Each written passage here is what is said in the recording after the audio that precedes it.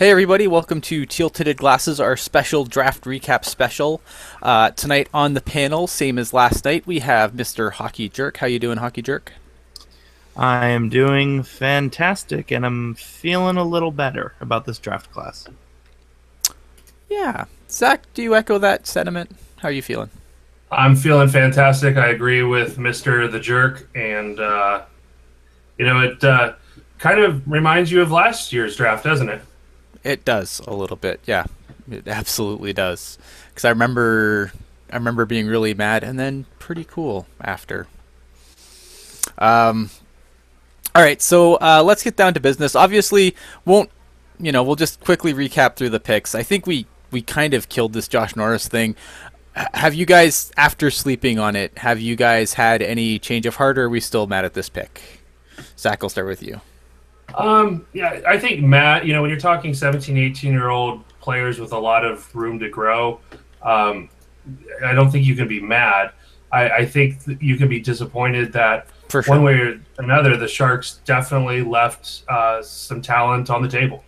There were Yeah. some better players that I had, and a lot of industry people had uh, above Joshua Norris. And if they really liked him, maybe that's a pick that you get in the third round.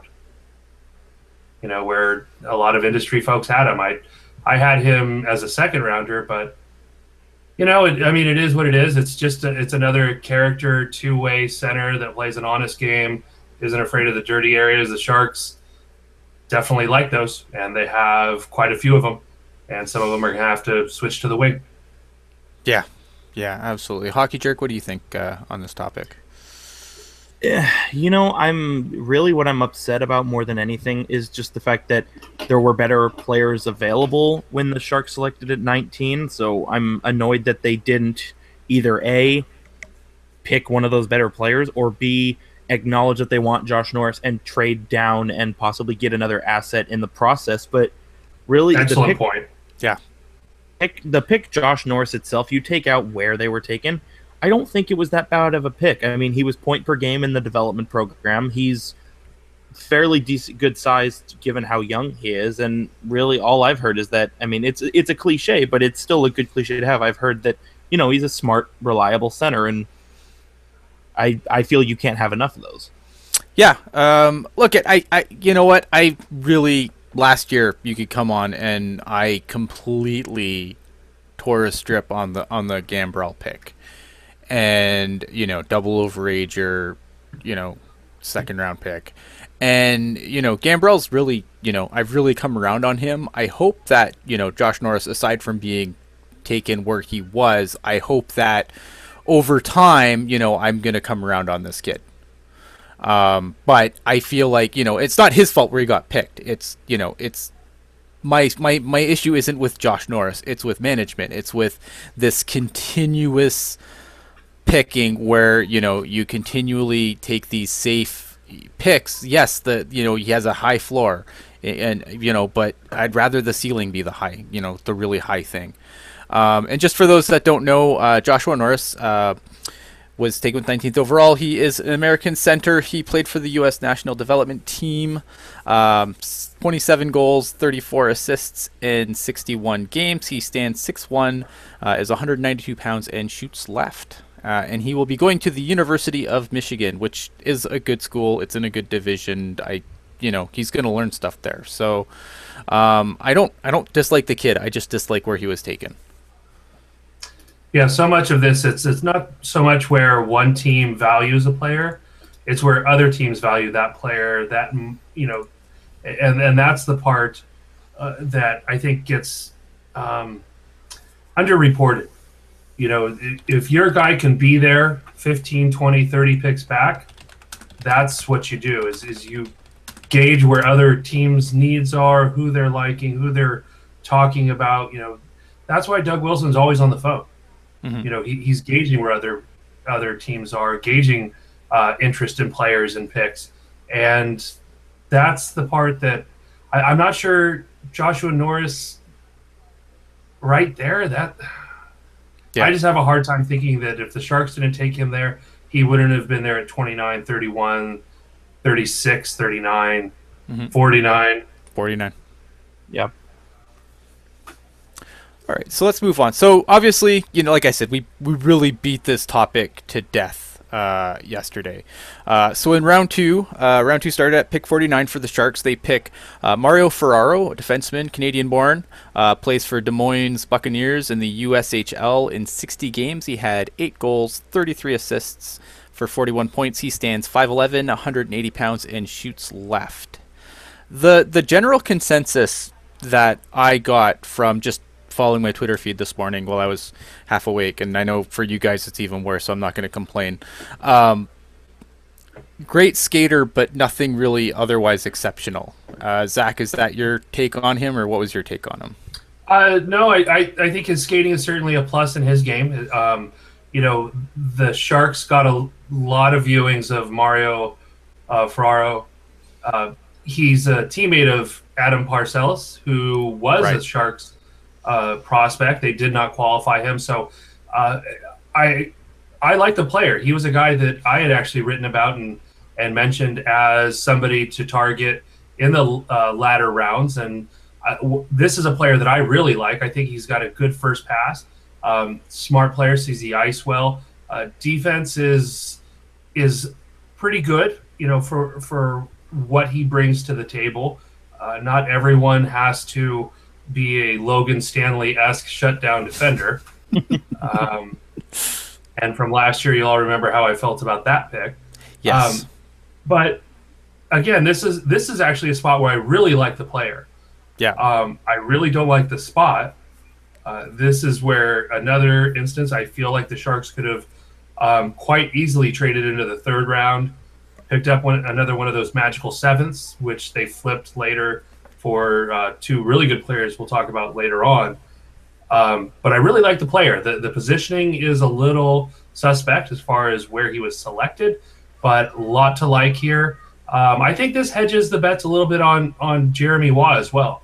With all of his injury issues, you might start to look at, hey, who else do we have in that pipeline? If you've got Heed and Ryan knocking on the door, the Sharks don't really have. Maybe Julius Bergman, kind of takes that next step and can fill that role. But other than that, you look at Jacob Middleton, he's going to be, he has a good first pass, but he's a defensive defenseman first and foremost. D. Simone, book is just still too early on him. Right.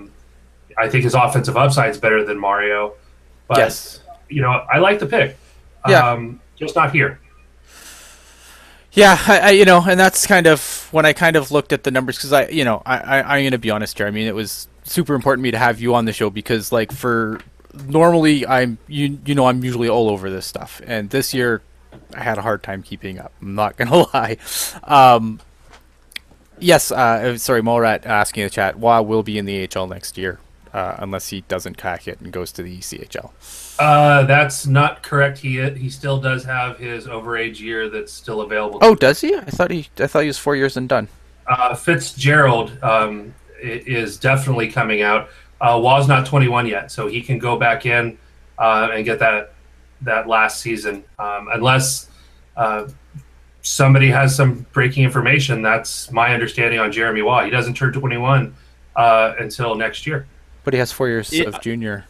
Well, he's in that situation that Adam Haluka was in. Right, where they could send him back. Right. He can go to the AHL. He's AHL eligible, but they can also elect to send him back to junior. So I don't think that they would send him to the ECHL. No, it would be back to junior first. I agree with that. And with his injury issues, he hasn't had a chance to be the man in juniors. For me, step one is Jeremy Waugh going back to juniors. And if he wows, and I mean wows, in training camp, you might have to make room for him at the end. Yeah, okay. That makes a lot of sense. Burn the contract here. Yeah.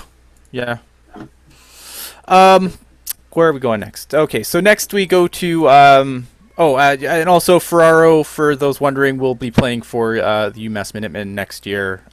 He's committed there. Were you guys surprised by how many guys that were, university bound or college bound this year? Not really. I mean, I feel like in the last, handful of years, we've seen more players take the college route just because it seems like, the education is becoming a big factor in it all. And, it's, we saw too, Justin Abdelkader working Hmm. on education while playing in the NHL. It's definitely, we're seeing a trend where university is, I don't want to say the more attractive option, but it seems like a better option in the last handful of years. What do you think, Zach? I wish I had set aside this tweet because somebody um, made an excellent point. The entire league is going this route. Hmm. You're not burning contract years. You're not forcing 20-year-olds into the professional ranks if they're not ready. They're getting a chance to be the guy. And I think that is something as far as development. These are players that have always been special. Right. But to be special at the NHL level, you have to be really dominating those final couple levels. You have to be a monster in the CHL. You have to be dominant in the NCAA, and then you've got to have a spectacular showing in the AHL. For most of these guys, Hmm. your first rounder, sure, your Matt Kachucks, they're going right to the show. Right. Your Nico Herscher going to the show. Nolan Patrick, he's going to the show, unless his injuries, force him back. A lot of these guys, you have to take the traditional path. Yeah. College allows that. It's riskier because they can always go, Jimmy Vesey on you. Right. But at the same time, you're letting them develop at their pace, be star players on their squads, and it's a couple free years of development that don't cost you an entry level contract. Right, and I think that's a good point because and also when you look at like a lot of these teams' development systems, I mean, college kind of just takes all the weight off of that because I think that the Sharks maybe play with fire a little too often with how long they let their guys stay in college.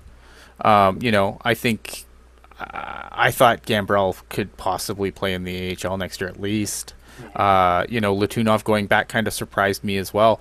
But at the same time, when you have only finite number of spots on your AHL squad, it makes a lot of sense to, especially for the time being. I think that I don't know. This is my interpretation, and you guys can tell me if I'm wrong or not. But I think part of this kind of says that they don't expect. I think they expect a few players to graduate to the NHL, but not as many as maybe one might be thinking, based on some of the names that are on that AHL team right now. Yeah, I mean, Dylan Gambrell, what's he going to do? Push Danny O'Regan to the side? Rourke Chartier? Yeah. I mean, Gambrell's taken some big strides, but, these are guys that have now proven it at the AHL level. Right. Yeah, that makes sense. Okay, so moving on. We have a fourth round pick, 102, Scott Reedy, center right wing American, also played for the U.S. national team development program. In 60 games, scored 22 goals and 20 assists. Stands 6'1", 203 pounds, shoots right. He is a University of Minnesota commit. I really like this pick. This is like finally. This is where I think the draft started turning for me. Where I was like, all right, I'm getting back on board here. Because at first I was, like I agree with on the Ferraro pick. Like it seemed soon. It seemed like it was another reach. So this pick here, I really like this pick though. Zach, what can you tell us about Scott Reedy? I think that I had him above Josh Norris. I know a lot of folks will look at the stat sheet and disagree with me, but there's a lot more to the player. I really like Scott Reedy. I think he has a very translatable game, high hockey IQ. Let's spit that one out. I just like the way he plays, and he's another guy out of the program. I love what they're doing out there in Plymouth, Michigan. That's what gives me a lot of faith in Joshua Norris, being a capable player. I think Scott Reedy is the same thing. I see him as a player with a pretty high floor. Yeah. Really like what he brings. He already has pro size at 6'1" and better than 200 pounds. He was my number 39. And so to get him at 102, excellent value, excellent pickup, right-handed center, checks just a a ton of boxes, and I think his offense is just now starting to become unleashed. I think his ceiling is actually higher than Joshua Norris long term. which is insanity when you consider where you got him. But I mean, and that's kind of, when I looked at some of the numbers for these picks, and like, you look at the scouting service, because for a lot of things, this is what I have to go on for some of these players, and I'm flabbergasted. I mean, I know this draft was really, there's a lot of parity, I think, in the later rounds of the draft. I think that'd be fair to say, but for some of the distances that these players dropped, and the Sharks were able to pick them up, I mean, I can't argue. And I really, this is, like I said, for me, this is when I'm kind of like, oh, I kind of like this draft now. Jerk, what did you think about this pick? You guys, you both pretty much hit it on the head. I think this spot, the fourth round and on, was really where things started to turn around for me as well, where I'm like, okay, maybe this, isn't going to be a total gong show. Like, maybe we'll, see some nice pickups here. And, I like the pick of Reedy.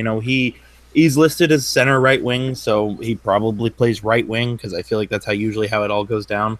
But, just looking at his stats over the years, he's gotten progressively better every year, and I think he can be, the emphasis is more on scoring goals. I think he can be a decent goal scorer, and obviously I like the size too, given, he's 6'1", 203, and he's only, 18 years old. There's still plenty of time for him to evolve, into a larger player, and there's nothing saying he can't play center in the NHL, especially when you are that size. It's a plus.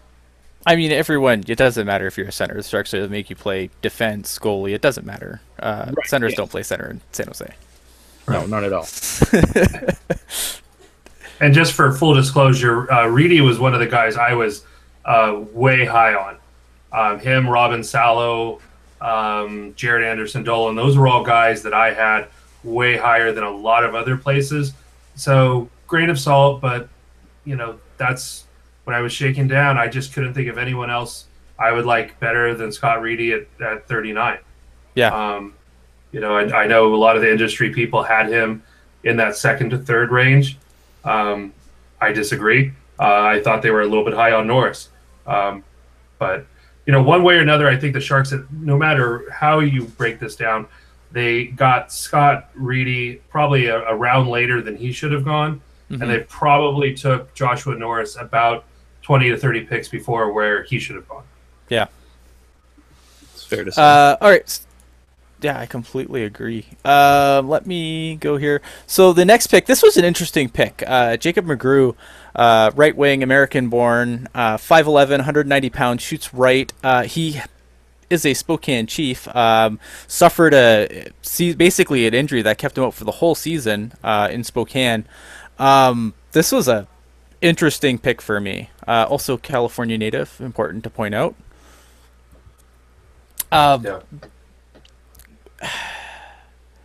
It's weird because, like, obviously, he obviously dropped down. He picked 185th, but it's impressive to me. Like, and it seems like a lot of players, like a lot of teams, like there's a lot of people that really like this kid without even playing a Western Hockey League game yet. What's your take here, Zach? Well, I mean, obviously nobody's seen him play in the WHL, and it's unfortunate. I saw the Chiefs both down in Kennewick and then up in Spokane, and obviously didn't get a chance to see him. But pretty much and I obviously, most of my scouting, I don't go down to the Tier 1 juniors, which is the last time he played hockey. Right. It was for the Los Angeles Junior Kings. I just don't have the bandwidth. At some point, even I can watch too much hockey. But you look at kind of what actually the Spokane Chiefs saw kind of the dialogue going on Twitter and sent me some information on him and kind of the scouting report. And most of it is kind of a speedy goal scoring winger. That's what he's there to do. He had a pretty bad knee injury, obviously, to keep him out the entirety of the year. But his size is adequate. 5'11", 190 pounds, pretty much the size of Joe Pavelski. Right. Just to Sharks fans kind of a frame of reference here. Um, right wing, shoots right. Uh, it's a good pick. That this is where I think this is a pick that I also agree with, because you're taking somebody that might be undervalued because of injury. Yeah. When you're a child or a teen, or even a young man, young woman, your body is still growing, recovering. You can bounce back from pretty horrific injuries. When you get to me and Ian's draft year, nothing ever heals. Everything hurts. You hurt something today, and 20 years from now, you'll be complaining about it. Bingo. That's just how it is. But if he can bounce back from this injury, this could be a really solid value pick, kind of like Chartier. Chartier had some injury issues. Yes, he did. And I think that was a stellar pick that is now paying dividends. So kind of in that same vein, and again from the dub, the trends are the thing in Sharks, prospects. Right. You're either getting found in Sweden, or they're taking some interesting picks here and there. And this is an interesting pick, but I think this is the kind of gamble you take in those late rounds, where you go for absolute upside. And 6th round pick with the kind of shot that I'm reading he has, he's going to be in the WHL, where they can keep tabs on him. If he has a setback, doctors are close. Just really smart risk pick in my opinion. Yeah, and that's kind of how I feel too. Like I like it's an intriguing prospect. It's a 6th round. Obviously this is when you get to do some fun things, and I have no issue with the pick. I'm intrigued to watch him play. Like, I'm gonna definitely pick up some Chief games next year, and because I'm going to see this kid play now. Hockey Jerk, what are your thoughts here? Yeah, when I saw that he didn't play a single game at all this year, I was thinking, like, great, what do we see in this guy? But you looking at the stats is one thing. Yes, he did score 29 goals in 32 games with the LA Junior Kings, which, it's nice. It shows he has a nose for the net, obviously, but see more. And, just from what Zach has said and all that, it sounds like he has the chance to be an elite, maybe not an elite level goal scorer, but an above average goal scorer in the AHL and maybe even the NHL. And, with the frame that he has, being under 6 feet and under 200 pounds, tonight, with some of the other smaller players too, you want to use that frame to be more elusive and be more creative with the puck. And I think this is a perfect gamble pick to see if he can be that, especially considering, it was in the 6th round, and the Sharks, they had the luxury of having extra picks to where they could take a chance on a guy like this and see what he might become. And these are the types of picks I like overall. You take the guy that has the highest upside. Yep. Yeah, no, I agree. I wish he would do this more often in the 1st round, where where the upside and the ceiling is much higher. I don't know. It's frustrating. Like I'm really happy we're getting to like the really fun picks now. Round 6, number 185, we get Alexander Chmelevsky. Did I do that right? Did I say that? Sasha Chmelevsky, center, American-born. So when somebody says this kid's going back to Russia, slap them in the face. In the face. He's currently playing for the Ottawa 67s. He played 58 games. He had 21 goals and 22 assists for 43 points. He stands 6 foot, 187 pounds, and shoots right. And this is a guy that dropped way down in the draft. I'm just going to go over where some of the scouting services had him. HockeyProspect.com had him at 99. ISS had him at 50. Future Considerations had him at 52. McKean's had him at 96. And Central Scouting had him 71 among North American skaters. And this kid fell. He's 5'10", sorry. And this guy fell to us at 185. I mean, that's fantastic value. Yeah, he's a player that, he has the flashes. His skating isn't bad. It needs improvement, though, to get to those professional ranks. He's from Huntington Beach, California, but he's of United States and Ukrainian ancestry. Correct. So that's where you get the Sasha Kamevsky playing for the national U18 team for 2 games this season. So Yep. probably not the usual nameplate they're used to stitching onto sweaters over there in Plymouth. But hey, this is America. We're the melting pot, right? That's right. The last couple picks here, I think they're similar, and this is where I think the Sharks got some great players with some amazing upside that have their warts. Yes. They definitely do, but the upside is also certainly there. And I think Sasha is one of those players that we could see take a big step forward now that he's adjusted. He got into 30 some odd games his rookie season in the OHL. I think he started with Sarnia. Yes. Okay. This was kind of his first full campaign. Last year, he bounced between Ottawa, Sarnia, spent some time with the program as well in Plymouth. So, for a young guy, that's tough. And so he kind of had a home settled in with Ottawa, and Sharks have a long history with the Ottawa 67s. That's true. I'll let you guess why Jacob Middleton wears sweater number 67 and where he's from. The Sharks have no problem reaching back there. They have good connections. That alone would make me believe in the player if I hadn't, seen some really good skilled ability out of him. He has a tendency to disappear at times, but at the same time, it's the switch can just get flipped. Yeah, and there he goes. So this is a guy, as with a lot of young players, this is not unique to Sasha. Just has to figure out the 60-minute sustained effort, consistent play. But a 6th-round pick with this kind of offensive flair, all day, every day. Yep, absolutely. I'm going to be definitely circling any game where the 67s are in the Sioux next year, because I'm going to go check this kid out for sure with my own eyes.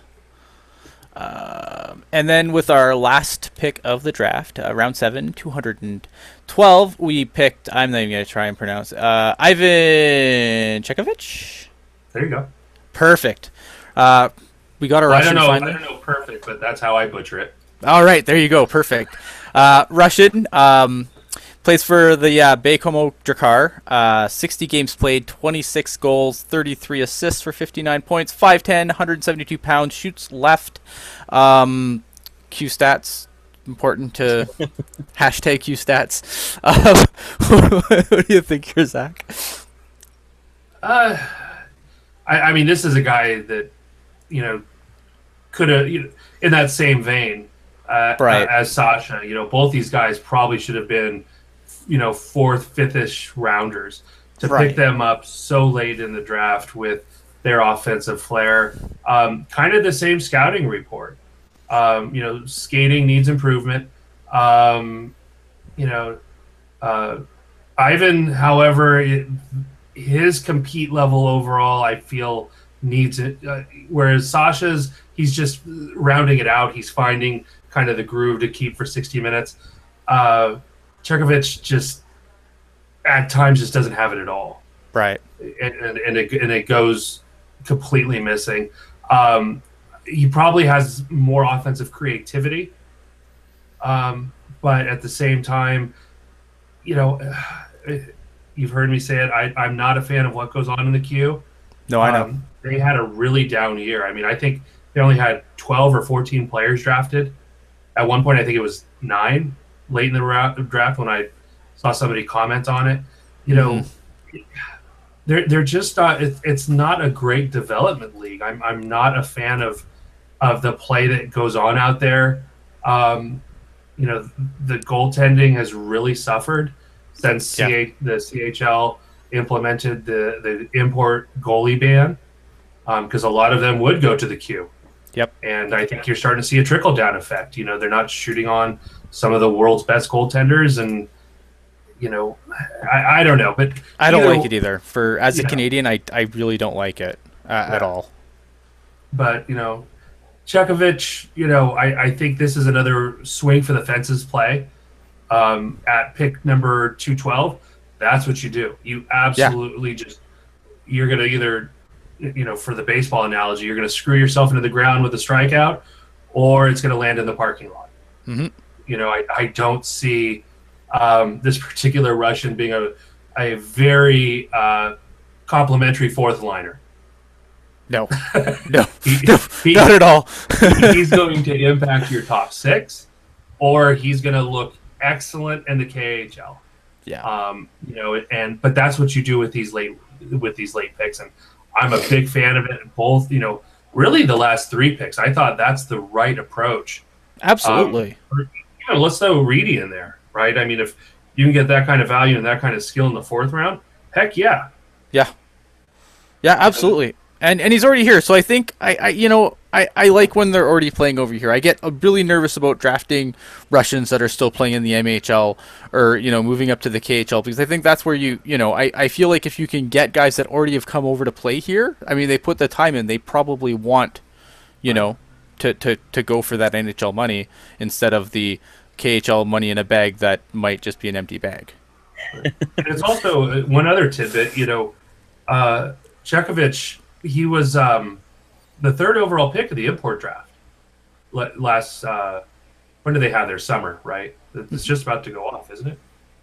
I believe so. Yeah. Yeah, it usually happens right after the NHL draft. So a year ago they took him third overall in the import draft. So he's got some pedigree. Other teams think highly of him. You have to remember, we're talking about an 18-year-old young man that is coming from his native country, his family, his home, everything he knows, his culture, and they're putting him in Quebec. Right. Yes. The most nationalistic province in the country. Right. I mean, it's not the easiest transition. He's not going to Chicago. He's not going to Vancouver. He's not going to some of these other, larger metropolitans and things like that. So it's a lot to adjust. He was nearly a point per game player. It's a big play on the upside, and I like that move by the Sharks scouting staff at that pick. So if you had to give a letter grade to the 2017 draft based on just what we know today, obviously, we don't know what's going to happen with these guys. They could all turn out, be awesome. They could all flame out and suck. What would be your letter grade? Jerk, I'll start with you. For me, I would say a very hard C+, just because the first two picks were kind of reaches. More so the second round pick was a reach. The first round pick was, I don't think it was bad for the player. I just think it was bad for the spot. I hate the safe pick in the first round. I said it yesterday, you swing for the fences in the first round, especially the talent that was still there. Especially when you have the problems that San Jose has coming up. Exactly. But, the thing that kind of corrects the ship for them is, as you guys talked about, the picks in the late round. I mean, the last three picks were three straight picks where, the name's not going to jump out to you as big hot shot, but you know what? The ceiling is high enough to where you can, give them time to develop and properly hone their game, and they might be something special for this team. I mean, and that's really what drafting is, is you're taking a chance on a guy that may or may not pan out. But I think the last three picks really helped correct this draft, and even the pick in the fourth round too. So I say a hard C+. I'm going to give it a B-, because I like that. Here's what I like. I like that even though I don't like the safe first round pick, but I still like the majority picks. And unfortunately they're all, in the later rounds, and I think that's where I come into that minus territory. I like that they drafted in a way where they're going to have these guys developing in college and not being a cluster F in the Barracuda system. I like that.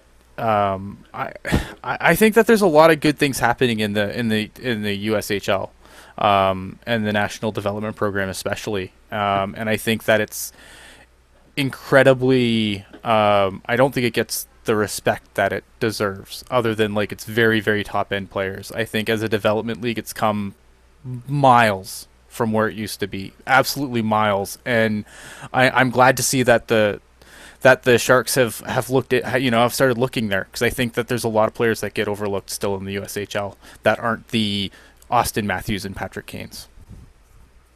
Zach, what do you think? I think that's a great point on the USHL. To be honest, I would.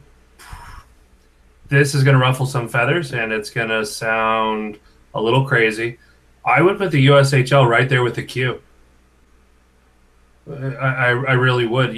I think each has its drawbacks as a development league. Each has its strength. But I think if you're looking for how they're developing their young players, they're not the dub, they're not the O, but would you take your USHL star alongside your Q star? I think so. Yep. So, so I think that's a good point on how far the USHL has gone. And especially the program, the national team development program. You have some of the, they stay together for 2 years. They're cohorts. They're the best of their age in the United States. Play and practice every day against the best. The U18 team travels the country taking on Division I hockey programs. That's right. So you're a 17-year-old kid going up against Jake Ottinger in Boston University and Clayton Keller and in a no holds bar game. That's, you want to talk about forced development. Mm-hmm. I love what they're doing at the program. Yeah. By the way, the NTDP hates being called the program. Oh, sorry. No, I do it too, and even people that I know, they slip once in a while, and everyone looks around to make sure nobody was looking. But they're just doing a great job. Just from the players to the coaches down to the media personnel, it's an A1 program over there. Yeah. So I'm excited that the Sharks got 2 really good young men out of that program. And with all that praise heaped, I'm giving the Sharks draft class a B+. There you go. I'm looking at, the draft picks are over. We can, yes.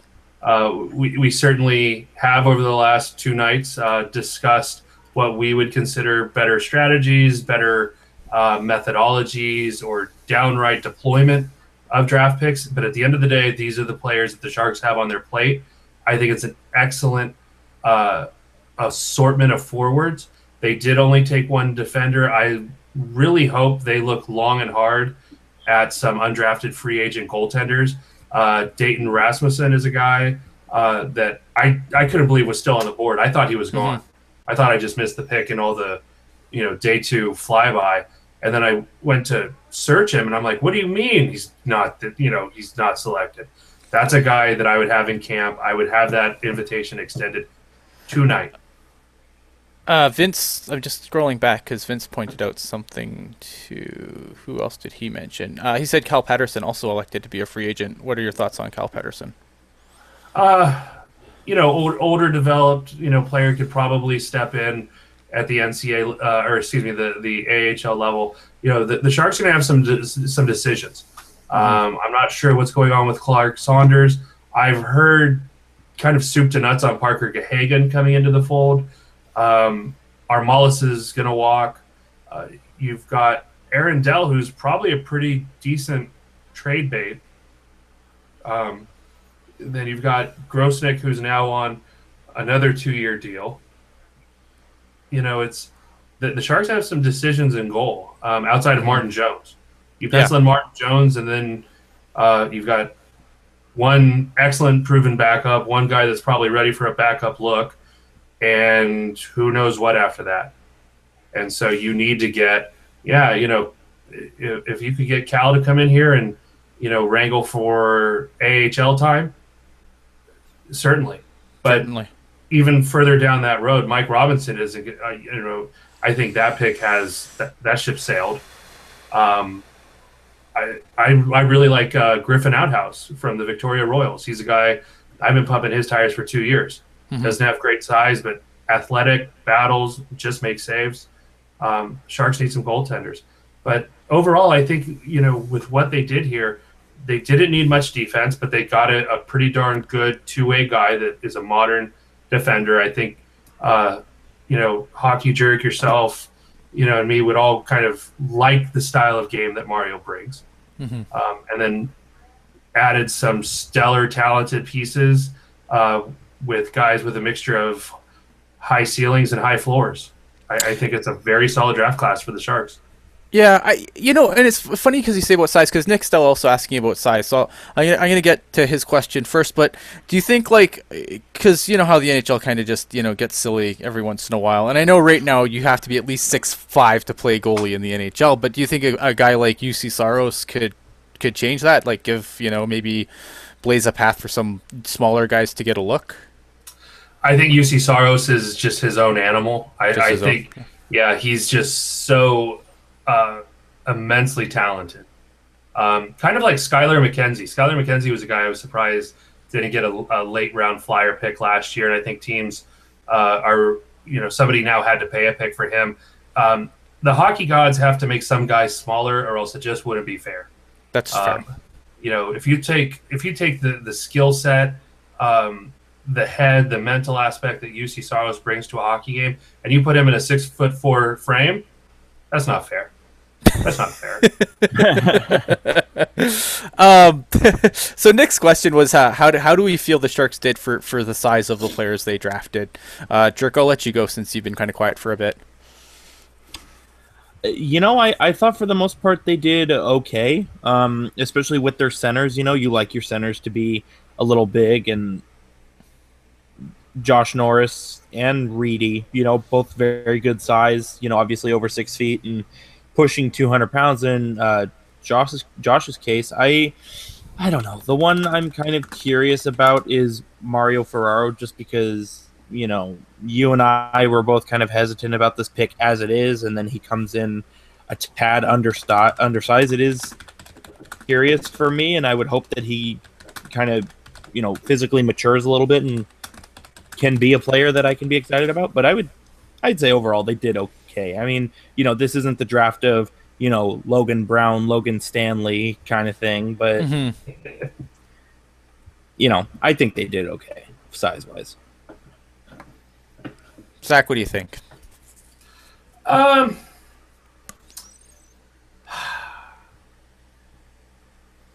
I've got to be careful here because I have thoughts and then I have thoughts. Okay. I'm pleased overall that the Sharks are drafting players that have pro-ready frames.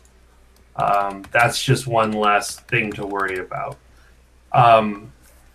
What can be mildly concerning is that there are some supremely talented smaller players that were drafted in and around some of these other picks, which are still good picks, that I'm just hoping that the team is vetting and just deciding that they like these other guys more.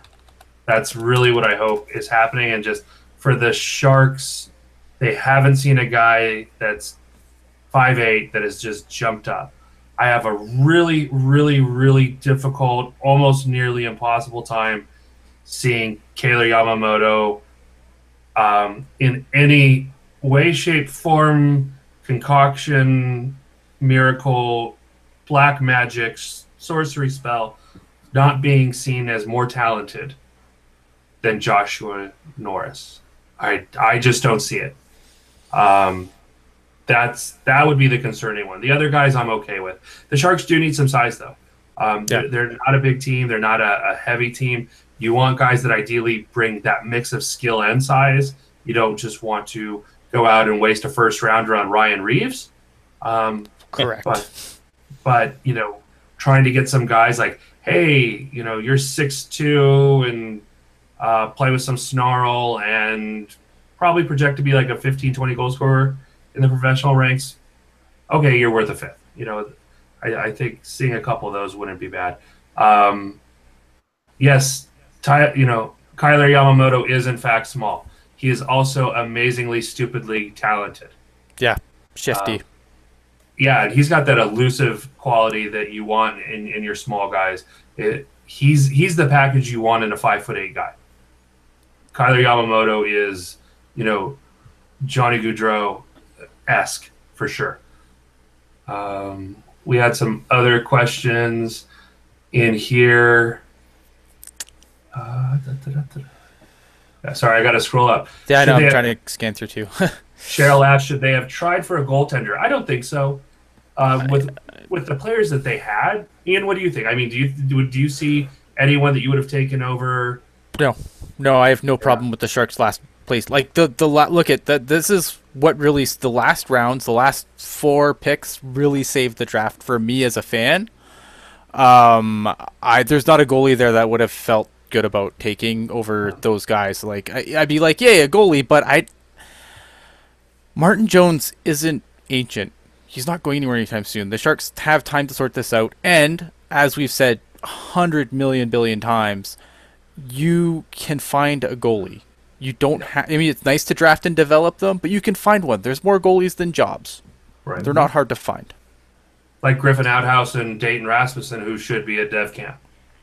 Yep. Yeah. Let's see. Jay Clark said, "Who won the draft?" That's Las Vegas. Las Vegas. Vegas won that draft. Oh my gosh. It's not Nobody, even fair. yeah.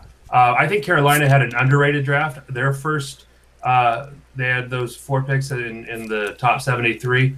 Loved every one of them. They picked up Morgan Geeky from Tri City, my top overager. Just Martin Nikas, lightning fast player, highly creative, already playing against men in the Czech Republic. He was getting me up at 5 a.m. to watch games in the Czech Republic. And he's worth the price of admission. That's an excellent pick for them there.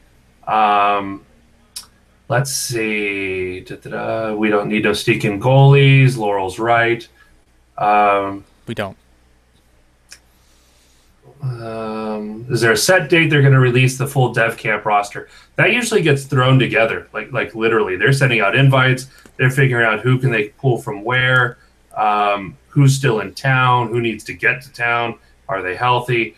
That's probably going to come out. I think last year it started right around the 4th of July holiday. It's probably going to be a little bit earlier this year because July 6th is the prospect game. Mm-hmm. So probably look for that in the next 3 days or so. Sorry, Sleepy. I love Sleepy. Everybody loves Sleepy. Sleepy, evidently the chairperson of the Jamie Murray Fan Appreciation Society. That's true. Not to be confused with the Colin Blackwell Appreciation Society. Yes, of course. Yes. I just... Okay, so we say Vegas won. Who lost the draft? Like, who do you think had just an awful draft? Pittsburgh. At least based on the first round. Yeah, I mean, with some of those trades, I don't. It's tough to say laws. I mean, some of the moves that Pittsburgh is making, Chicago as well, just total head scratchers. Yeah, baffling. And so you look at from an asset management standpoint, some big question marks. Jerk. Who didn't you like for Pittsburgh? I'm not too familiar with their draft class. Oh, I was more saying like, the trade for Reeves. Yeah, and it's not even the fact that it's Reeves. It's the fact that they could have added a piece in, Costin to their lineup who, obviously had slipped in the draft a little bit, and I think he would have fit in well with the Penguins, mindset, and then they want Ryan Reeves instead, I guess. I think if we're talking losers, I think Pittsburgh, just based on that. St. Louis, I wanted to call a loser just because, the stupid haul that they gave up for Braden Shen. But again, the Costin pick, not that bad. In terms of winners, obviously Philadelphia made the right, easy choice in picking Nolan Patrick. And again, got a huge haul for Braden Shen, which is impressive considering he's pretty much only good on the power play, which, I mean, don't get me wrong, power play specialists are nice, but you want to be good 5 versus 5 as well. I'm probably going to get a lot of heat for this one, but I think the LA Kings had a good draft. I thought they did too. Yeah, I like the Gabe Velarde pick for them. They desperately needed some center depth, and they get that in Gabe Velarde. Exactly. They need everything. I think that the one thing, I mean, it's fine, but I think like the one thing that Lombardi did do is their cupboard's bone dry almost, in my opinion. Yeah, absolutely agree. And I like the Anderson Dolan pick as well too. I like what Edmonton did. Obviously, picking up Yamamoto. I think Stuart Skinner can be a solid goalie in the NHL. Goal scoring goalie. And Yes. oh, changing the times. Pretty much everybody in the Pacific, I would say, did okay. I thought Vancouver did okay too, getting Pedersen along with Cole Lind. Yeah, I like Coland. A team that at a glance I'm not really too thrilled with their draft, Detroit, surprisingly. And I know this is going to come back and bite me in 4 years. We can play this over and over again on loop because it's Detroit, but I was not impressed by Detroit's draft at all. Yeah, a lot of their picks, when they came across, it was, good players, but it's like really like there. Yeah. And and it was all over. Chris Edwards is not a fan of Velarde or Jared Anderson Dolan. He says bleh to them, but then says, I hate that we have to hate Velarde and Anderson Dolan now. Okay, yeah, no, I agree with that. Because both of those are very good players. Jared Anderson Dolan, I had as a first rounder. I wouldn't have minded the Sharks taking him at 19. Some WHL people I talked to thought that he actually might be on par with Yamamoto overall. That there was very little drop off between those two players. So, what did you think of Arizona's draft, Zach? Because I mean, there's a lot of names here, but nothing's really hitting for me. So I was curious what your take on Arizona's draft was. I'd have to take a quick look to remind myself because I've just seen so many names. Yeah. Throw them at me. Pierre Olivier Joseph, Philip Westerlund, Mackenzie Entwistle, Nathan Schnarr, Cameron Crotty, Noel Hoffenmeyer, Michael Caro, Tyler Steenbergen, Eric Wally Waterholm. And I take it that was in order? That was in order of where they were drafted. Those were a lot of names that I know that people in the industry were okay with. That's a pretty weak class from the Coyotes. Wizard. Yeah, but he is the Wizard, so he might have that Detroit magic where we're looking at it and saying, boy, that's not who I would have taken there. And then 5 years down the road when he trades all of them for Connor McDavid, we're going to say, wow, that Shaika guy.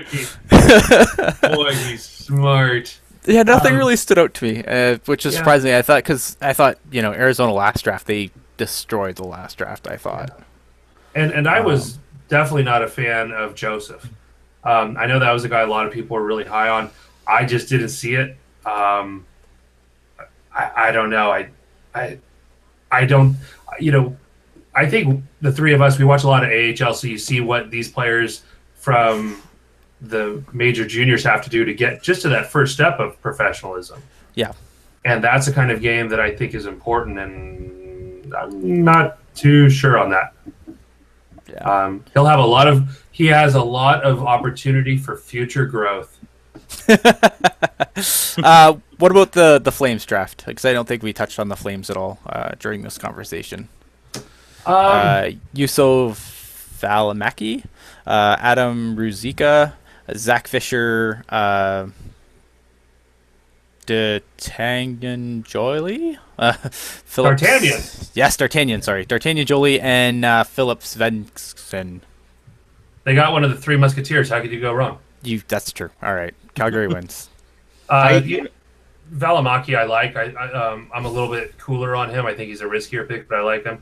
Ruzicka, same thing. I think that they have some risky picks in there, but they have a Three Musketeer. There you go. I don't hate their draft. I don't think like you want to we can't really sit here and complain about Doug Wilson swinging for the fences and then get mad at Calgary for doing the same thing. Right. I think for what few picks they had, I thought they made the most of it. I would agree there. I think for what they had, they took some swings, and if they're going to get, puncher's chance. Yeah. for sure. Question that we had in the chat, now that we've kind of covered the division, is how do you guys see, just based on what we know right now, obviously free agency is still a thing that's coming, and we're going to chat about that at some point, I'm sure. How do you see the division shaping up next year? Is a chat question we had. Ooh. I think Go ahead. I think I think Anaheim's reign of terror as the division leader continues, especially considering they re-signed Patrick Eaves. He made their team better post trade deadline, and he will continue to do that in my estimate. I think Edmonton is poised to be right up there in the conversation with Anaheim as well. And honestly, I think the addition of Travis Hamonic puts them into that third spot, especially when you consider that Mike Smith historically has played really well despite having a subpar defensive group in front of him. And so I think the mindset in Calgary is to put a really defensive core in front of Mike Smith to become better defensively. And I think the right forwards took the right steps this year in Calgary. So I think Calgary is automatically a better team given the acquisitions of Mike Smith and Travis Hamonic. Man, Calgary. You know, Calgary. Here's the thing for me with Calgary is like Calgary for like a while. I feel like always has this on paper this awesome decor, and it just never materializes on ice. Like, am I wrong here? No, I think for the last 3 years, I think Calgary has expectations, especially that first year they had Dougie Hamilton. They were supposed to be top 3 in the division, and I don't even think they made the playoffs. So it's an interesting one. I mean, their defense is really good, but if there's one thing that I'm questioning, it's their decor. Or sorry, not their decor. It's their forward core. I think they ran into a lot of problems scoring goals, especially in the playoffs. You side, Zach.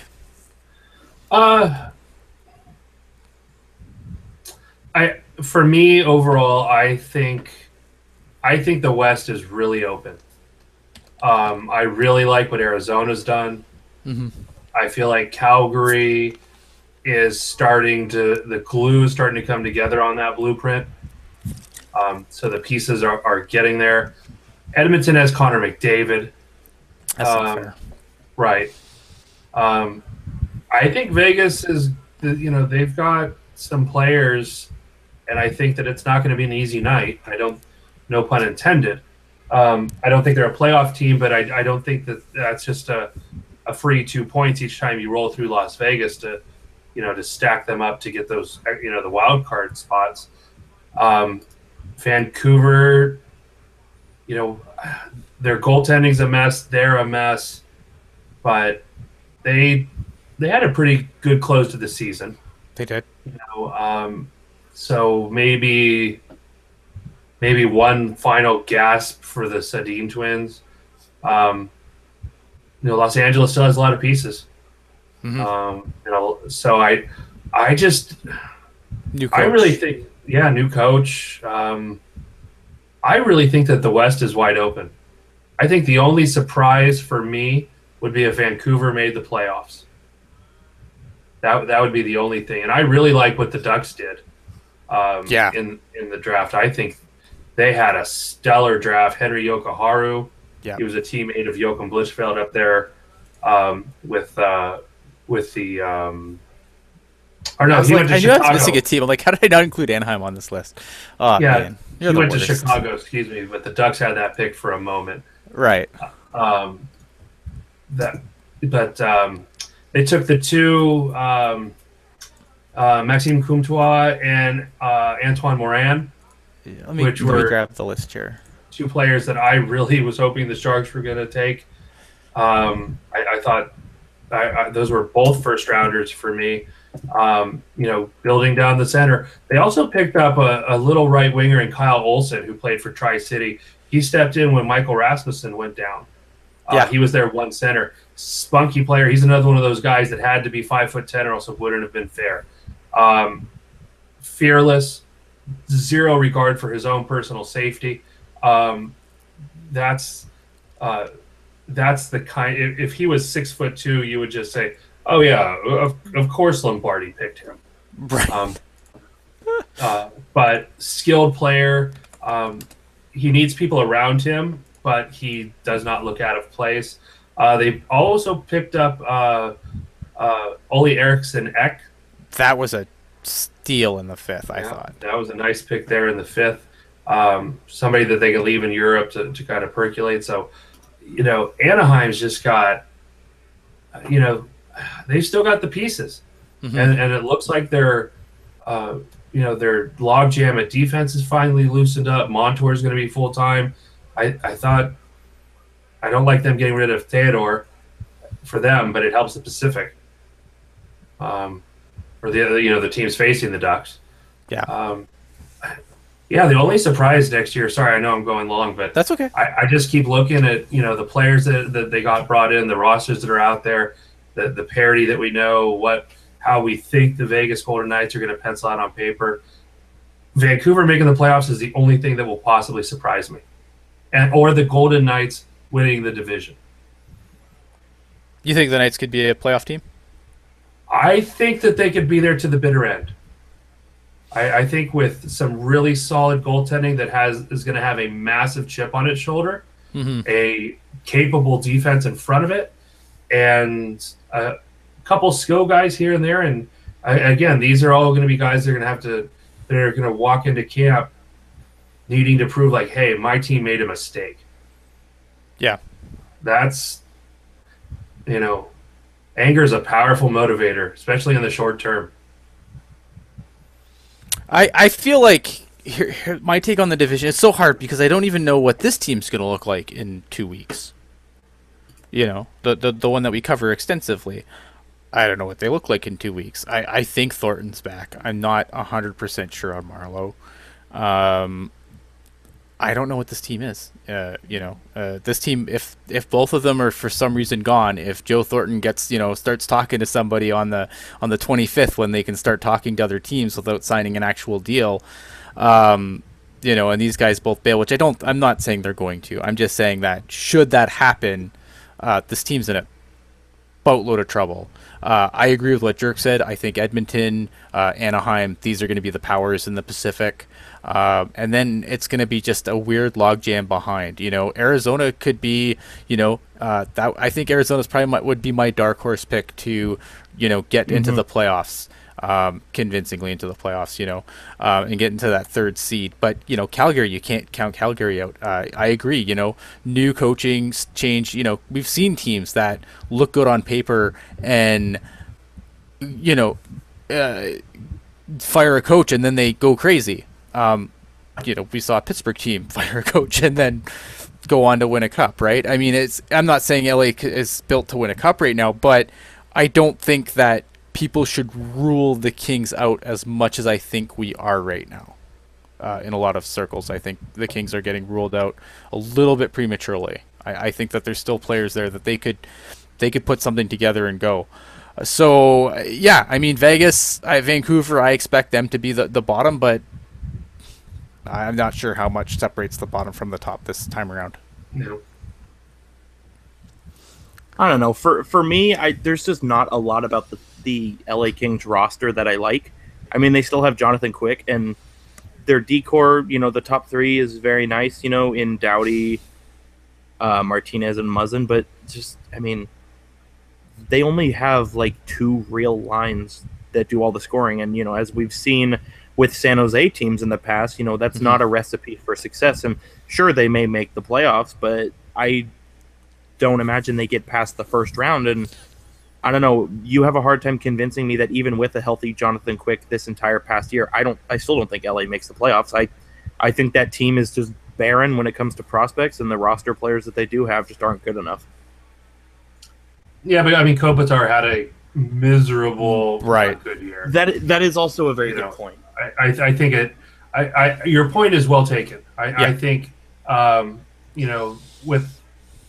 even if they had stuck with Peter Budaj, yeah, I think they would have been closer, but I don't think they would have been in it. the flip side of that is Jonathan Quick.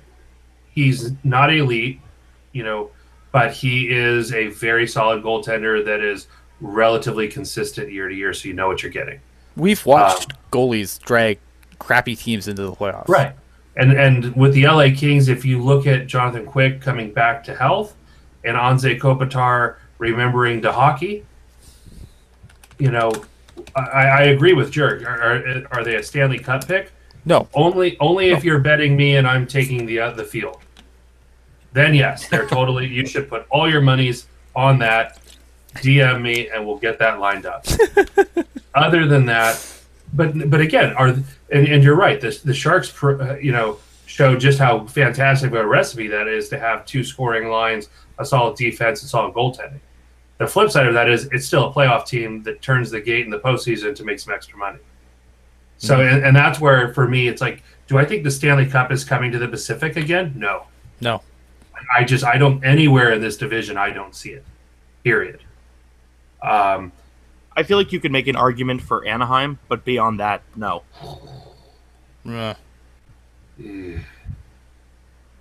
I'll let you make that argument. How's that? well, I mean, even with the loss of Shea Theodore, I mean, they still have one of the best young defensive cores in the league.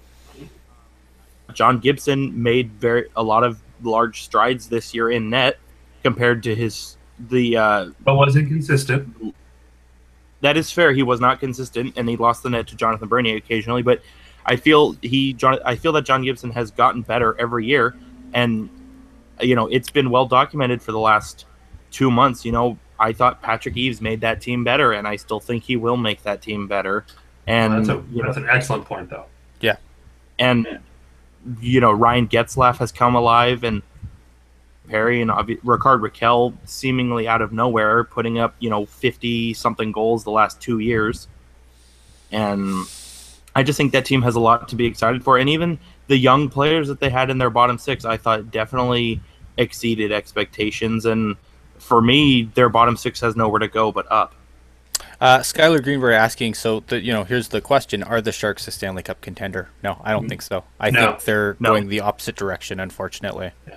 Vince G with a very important question. I need to interrupt everyone. Okay. Hockey Jerk, are you willing to slap a hashtag foreseen on your prediction for the Anaheim Ducks? Yes or no? To win the Stanley Cup? To be a Stanley Cup contender. That was the original argument. Sure. Write it down, record it, send a smoke signal, whatever. Anaheim Ducks will make it to the Western Conference Final. Vince, we have our minimum answer. We do have, in fact, a hashtag foreseen stamped live on air. Yeah, that's yeah. I mean, back to the Sharks. I mean, we kind of went over this yesterday, and I've kind of beat this drum to death at this point. I think that the Sharks are in trouble. Look at I love the players on the Barracuda. I love Logan Couture as much as I might slag on him from time to time. I'm a believer in Tomas Hertl more than I think a lot of other people are. But yes, you are. That being said, look at Rourke Chartier is not the future number one center on this team. Danny O'Regan is not the future number one center on this team. They don't have a future number one center on this team, period. And that includes Logan Couture, in my humble opinion. That's where we disagree, but go ahead. Well, we can fight about it. I think Logan Couture is a good center. I don't think he's a number one. I don't think he could be a number one, but I don't think when you stack him up against the other centers in the league, I don't think he compares favorably to a lot of the other number one centers. Right. I don't think he compares well. Look in the division. He does. I don't think he compares well to even Kopitar. Or, there's just so many better centers than Logan Couture in the league. And that's not a slight on Logan Couture, because I'm talking, obviously, super quality players here. But, yeah, for a contending team, Logan Couture is not your number one center. Right. But he is one of the best number two centers that money can buy, especially when that money is only $6 million a year. Absolutely. So just so everyone's, because I'm completely with Ian on this one. He is in the top handful of number two centers in this league. And he's the number one center on a bad team, Right. which this team will be if Joe Thornton's gone anytime in the next couple of years. Yeah. Which he will be. Which he could very well be. And that's where I get concerned with the Sharks. Now look at Doug Wilson has pulled some rabbits out of his hat before. Bringing Joe Thornton here, for example, pulled a rabbit out of his hat. I'm not saying that, Doug Wilson couldn't amaze me and keep the Sharks competitive. I'm just saying, as it stands right now, the Sharks are heading in the wrong direction. The rest of the division, a lot of the division is trending up. I think Vancouver eventually should start trending up. But everyone else is trending up. Vegas just got in the league and they're trending way up. Arizona's trending up. Edmonton's trending up. I think Calgary's trending up. The Kings, I think they're kind of on the slide with us. But, I think Anaheim's fine right now. And I don't think Anaheim's going anywhere anytime soon. So, I mean, that's just, it's unfortunate. And it was a good run, but barring a huge change, I think there's going to be some tough times coming. A012345 with a great quote from Doug Wilson. This is breaking. We are moving Brent Burns to center. Well, I mean, he's paid like a number funny. one center. That's funny. I like that. He is paid as a number one center. It's all coming together. Oh man, That's funny. That's good. I like it. I like that. I do like it. Chris Edwards making some good something here. The Rangers have $23 million in cap space. They're gonna do something. I can't see them just. They're the Rangers. They're gonna sign somebody that's gonna be obscene, and where it'll be like, damn it. They got rid of Dan Girardi. They are immediately a better team absent that player on their roster. He has been a millstone. That I'm is talking about him as a player. His contract. You want to talk about terrible contract? Yeah. That Metro's a dogfight though, man. The Rangers. I mean, they're gonna have to do something big because that Metro, you don't just take the Metro. The Rangers buying out Dan Girardi is what you call addition by subtraction. Yes, absolutely. Yeah. On both sides of the ledger, on the roster and on the salary cap. Yep. I mean, that was, that's fantastic. I know earlier in the chat, I know we really talked about this to death. So just a quick answer here. Do you guys think Chicago's a playoff team next year? Are they a fringe playoff team? Are they a for sure playoff team? Where do you guys put Chicago with all the changes that have been made so far without free agency coming? Not that they have cap space. I think the trading of Nick Hjalmarsson hurts. Absolutely. It makes a suspect decor that much worse, but I like the addition of Connor Murphy. I think he's a very underappreciated defenseman. And yes, Artemi Panarin is a legitimate goal scorer, no doubt. And he has the natural ability to control the play despite being a winger, which is, a skill and a talent that is in short supply for sure. But I like the addition, or I guess re-addition, of Brandon Saad. I think Brandon Saad played his best hockey when he was winning Stanley Cups with Chicago, and I think he's going to be a good addition to that team. And I think this year is going to be a big year for Chicago. They're going to have, Alex DeBrincat in the lineup. They're going to have, a Ville Poca. Yes. They're going to have a Ville Poca in the lineup on the back end. I think Chicago makes the playoffs, but I think they're one and done again. Yeah, I think they can be a playoff team in the Central. I don't know. Look, the Central's still kind of mediocre. I'm not a believer in Dallas yet. I'm certainly not a believer in Colorado.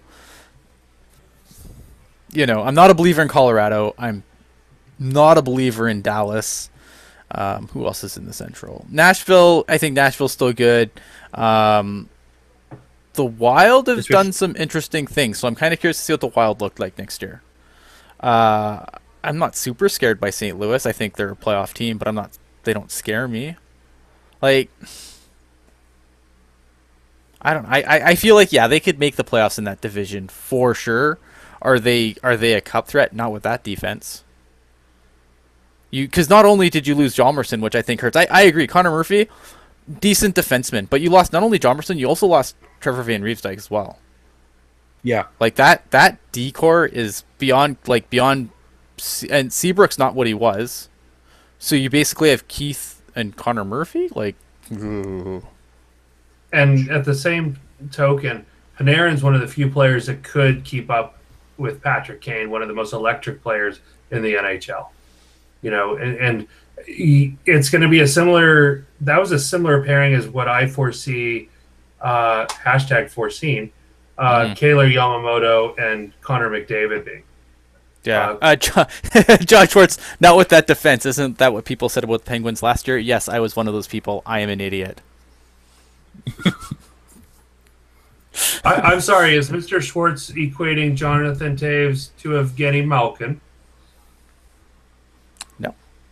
No, but he Right. did. I mean, he called me out with that defense. I mean, it's the defense. The defense. You know, I was really hard. But look at man. I am wrong on occasions. I know this is impossible to believe because I'm a robot, which means I'm programmed to just You're right. spit facts. But you know what? Justin Schultz is not the same defenseman he was in Edmonton. I've got to get back to this. Okay, go ahead. The Penguins have two generational centers. That's true. Generational. They have Connor McDavid and Connor McDavid again. I mean, have you guys have seen the photos I tweet out and some of the other people that cover the Sharks? The deflection screening mannequin for the Sharks, the green guy, the Hulk. You just need 4 of those and 2 guys that can actually skate backwards, and then Malkin and Crosby, and you might squeak in the playoffs. It's soup. It's not even the same. Yeah. Patrick Kane is a wing, and Jonathan Taves is a second line center. Yes, Felix Bishop and Lettinen will be your goalies. So when both of those guys get injured, I don't know who's playing after that because Neil may be bought out. Jack Campbell. Jack Campbell, there you go. They're gonna bring him Jack back. Campbell. Bring him They're going to back. bring him back. I was going to say Jack Campbell's in LA. He's a Racist Fan Rocks 4 says the Penguins don't make the playoffs. There's no way the Penguins miss the playoffs. Look at Ryan Reeves sucks, but he's not going to cause the team to miss the playoffs. Like this team, look at this team is going to go through some like what the Blackhawks did in 2010 and 2013, where they're going to have to shed some people, but they're not missing the playoffs. I think that the key difference between those Chicago teams and this Pittsburgh team is that those Chicago teams didn't really have a backup plan. While I think this, here you go, Vince G. I think the Penguins are a Stanley Cup contender again. I think minimum they go back to the East Final. Are you going to slap it on there? Yeah, absolutely. Foreseen. Yeah, they're going to be fine. They've got Sidney Crosby. I know that's not going to go over well in the chat because I know we all hate Sidney Crosby, but Well, see, that's why I said Crosby. that's why I said it because I'm the alleged Penguins fan. That's true. You are the alleged Penguins fan. You can hate Sidney Crosby all you want. I'm not a fan of some of his antics. He's Neither. a generational talent, and the guy behind him is a generational talent. And once you've got 2 of those and a very solid Nick Bonino style third line center, that it just gets a hell of a lot easier when you're trying to win hockey games. Matt Murray and Marc-Andre Fleury, 2 above average, bordering maybe elite goaltenders to bail out your defense that is in fact 3 parking pylons, a sick Chris Letang, Justin Schultz, and the other guy that was supposed to be the usher along aisle D. Okay, we can win. Yeah. Could the Penguins go 3 in a row? They absolutely could. I would not be surprised. And I know Nick Bonino is a UFA. I said a Bonino type third line center. Correct. I wouldn't rule out him going back. I wouldn't mind the Sharks signing Bonino. No, me neither. Did you think that's actually good? And we'll leave on that. Do you think with free agency coming, obviously, we don't know what's going on with Thornton and Marlowe, and that's going to make a huge catastrophic change on what happens. Let's just say Thornton's back. Who are you looking at in free agency, or do you think the Sharks mostly still just stand pat? It's not really a great free agency class. It isn't. Doug Wilson, I think, is a loyal guy. If I had to bet all of Ian's money, Which isn't very much. I would put all of Ian's money on the absolute final kick at the can for this team, as constructed. Built around Joe Thornton with Pavelski on his wing, et cetera, et cetera, et cetera. I think after this point, you would be able to jettison Ward, maybe move Martin, to a contender that's looking for depth, things like that. I think after one last, honest to God, I think this is the last gasp. Yeah. Because the Sharks don't have, again, the Sharks are going to the next year's draft without really, with missing some of their most vital picks, except for the third, because the third doesn't matter. Because they'll screw it up. They always screw it up. They just need to get more sevenths. Well, they had 3 7s, and they moved 2 of them. They moved 2 Joe Pavelskis. But I'm good with the Pavelskis they gave up to get the Pavelski they got. Yeah, me too. Absolutely. Yeah. Look at. Go ahead. Sorry, one more thing to echo Ian's very important comment that I don't think everyone listening subscribe on YouTube. Make sure you like and subscribe on iTunes as well, or wherever you get your podcast downloaded. Ian mentioned the Sharks' third round, and it's important to note none of the players selected this year, I'm happy to report, were in fact third rounders. So we're good. This draft class has hope. I could not let that point get any further without it being underlined, italicized, etc. So yeah, absolutely. The Sharks go. If you ever get bored, just go on like Hockey DB and look up the draft classes per for each team, and look at the picks that Sharks have made in the third, and if you can find me one that's worked, then kudos to you. Ooh, see, now I'm gonna do that. Good. I hope you do. I hope next time we all sit down to do a show in the chat, someone's gonna say, "Hey, Ian, so and so X number of NHL games. Shut your mouth." Well, the best part is when Jerk says he's going to go out and do that, and the next show he's going to be completely silent on the subject. Because he's going to do that and say, "Wow, I should not have slapped a 4 seed on that one." Oh, Drew Weber just smacked me down. Damn it. This is why we traded you, Drew. Drew Weber has pointed out that Thomas Greiss is the most successful third rounder. All right.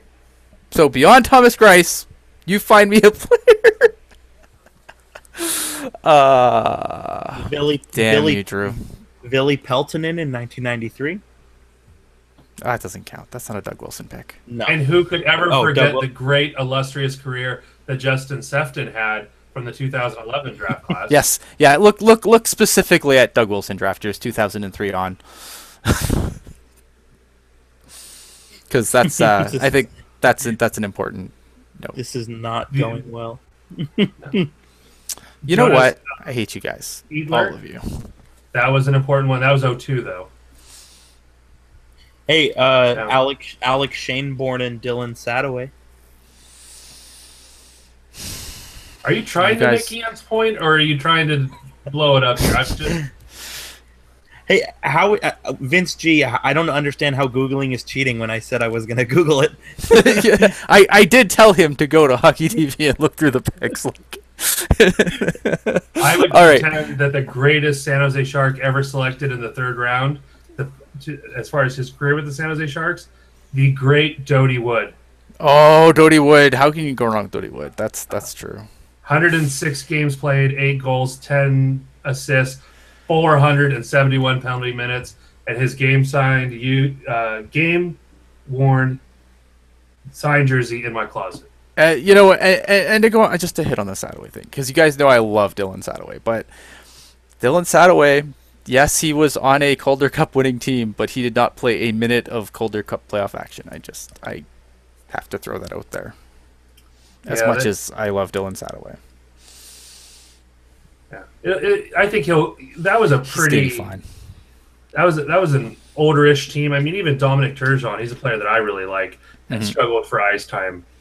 With Detroit. So, or Oh no, excuse I me, agree. Grand Rapids. Um, it was an older veteran team. He held the cup. Yes, I get it. He held the Calder Cup. Good for him.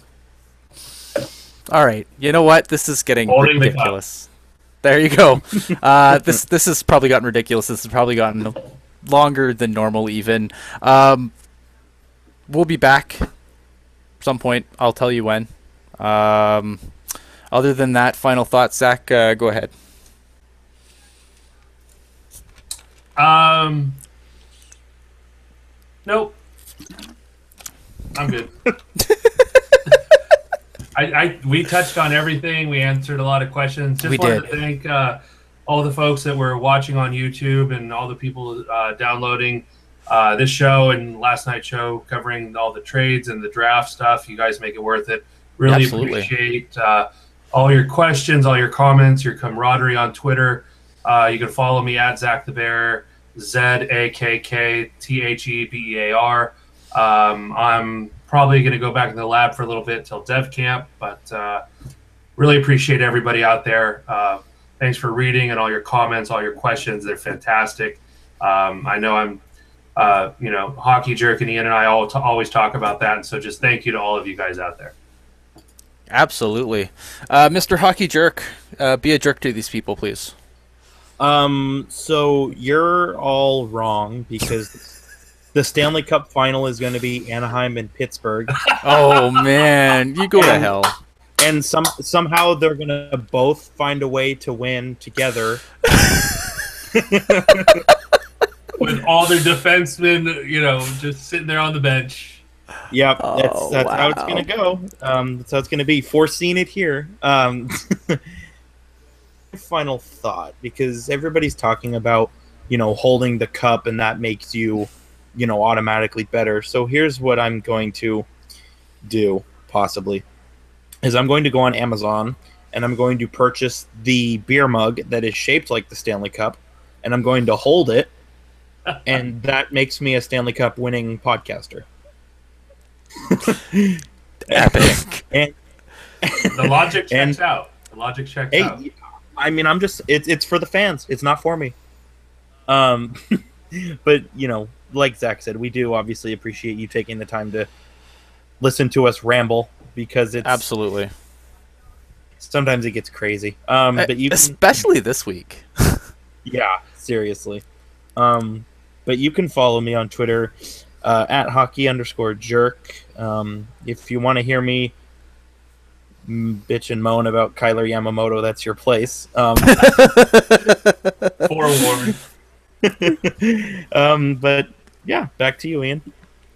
I'm at Ian Blogs Hockey on the Twitter machine. Obviously, just to echo, I know Teal Town has put out a ton of content this week. So the fact, and this has probably been in the last 2 nights, just the three of us have probably done 3 hours of content that you guys have stuck with us in the chat, and or downloaded on your phone or whatever. And obviously that's that's a commitment, and we obviously appreciate that commitment, because I know sometimes we run long. We're gonna be Usually. we're not going anywhere, for starters. We'll probably I don't say take a little bit of break right now. I think we'll probably be quiet until after the first at this point, and then we'll probably just go weekly from there. So we're not going anywhere. A lot of the craziness for the postseason's over, but it's not over yet. There's still it's a lot of stuff yet to happen. We're gonna find out for the Shark specific. Where's Thornton and Marlowe going? Are they back? Are they here? Whatever, right? And then beyond that, anything that happens, we're obviously going to talk about it, and then we're probably just going to talk about just random things to talk about random things, and it's going to be awesome. So stick with us. We'll get you through the summer until there's hockey again, and when we're happy to do it. And we love the questions, and always, if you have any questions going into a show, tweet at them. Let me know. I can, I'll throw it on the list of things we're going to talk about. especially come summer. I can't emphasize enough how much you guys help make these shows happen, because when you get to, the doldrums of the summer, when you get to, early to mid August, it gets hard to talk about, to find things to talk about where you're not just beating dead horses from things you talked about in early July. So definitely, get your questions in, get your topics in. You want to know something about the game specifically, let us know, because I have no problem explaining, if you're fuzzy on a rule, I have no problem doing my best to explain that rule to you. Aside from that, though, thank you guys very much for listening. Subscribe on the iTunes, Google Play, Stitcher. Subscribe to the YouTube channel. More content to come. Thank you guys for watching, and good night.